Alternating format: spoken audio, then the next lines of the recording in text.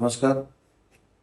या व्हिडिओमार्फत शिवसेना पक्षाची भूमिका मी या ठिकाणी स्पष्ट करतोय.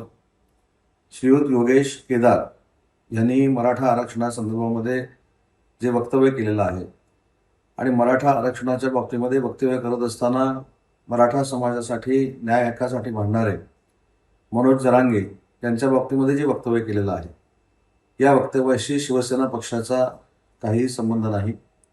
ते योगेश यांचं वैयक्तिक मांडलेलं मत आहे.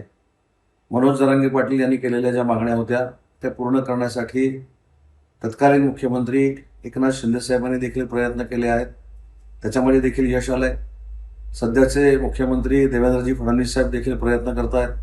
त्याच्यामुळे मराठा समाजाच्या न्याय हक्कासाठी हे महाराष्ट्र शासन कटिबद्ध आहे आणि म्हणूनच योगेश यांनी मांडलेलं मत मनोज जरांगेंच्या बाबतीतलं असेल किंवा अन्य बाबतीतलं असेल, ही पक्षाची भूमिका नाही. हे त्यांचं वैयक्तिक मत आहे. हे मला या व्हिडिओद्वारे सांगायचं आहे.